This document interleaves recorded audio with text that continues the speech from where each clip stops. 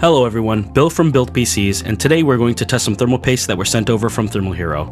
We will be testing them all on our own server that's utilizing an Intel Core i9-9980XE processor and cooled by the Thermalright Peerless Assassin 120. I currently use Thermal Hero's products in many of my pre-built PCs that are sold in my Java.gg store, as well as in this server for its every day-to-day use, and I gotta say, I'm very impressed with the performance.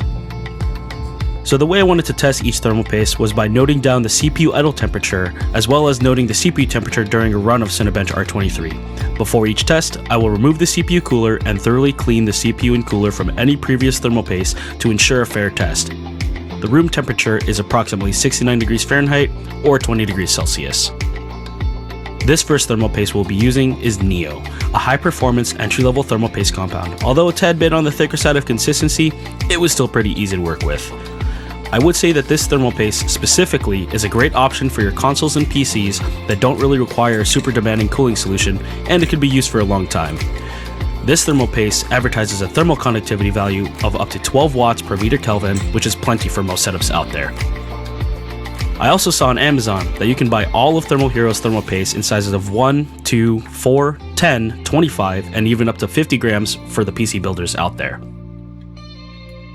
After the thermal paste is equally spread and the CPU cooler installed, we're going to fire up the PC and take note of the CPU idle temperature, which came in at 22 degrees Celsius, and during the first run of Cinebench R23, we saw the temperature float around 74 to 75 degrees Celsius. Not too bad considering the 9980XE is 18 cores and 36 threads. Next, we're going to remove the CPU cooler and repeat the process of cleaning both the CPU and CPU cooler from any previous thermal compounds so that we have a good surface to apply the next thermal paste and run our next tests. The second thermal paste that we're going to test is the ultra high performance thermal paste called Ultra. We made sure that each test had the thermal paste be evenly spread before mounting the CPU cooler and utilized the same fan speed profiles across all tests.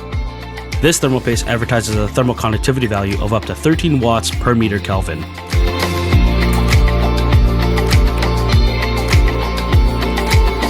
This CPU idle temperature was similar to the Neo at 22 degrees Celsius, but to our surprise, we saw a decent drop of about 2 to 3 degrees Celsius during the run of Cinebench R23 at 72 to 73 degrees.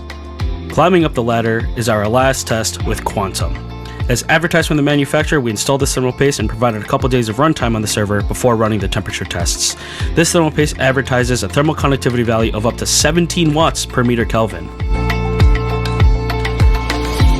We saw improvements of CPU idle temperature by 2 degrees Celsius, clocking in at 20 degrees Celsius, and witnessed an even better drop in temperature during Cinebench R23 test of 68 degrees Celsius, a 7-degree drop compared to Neo.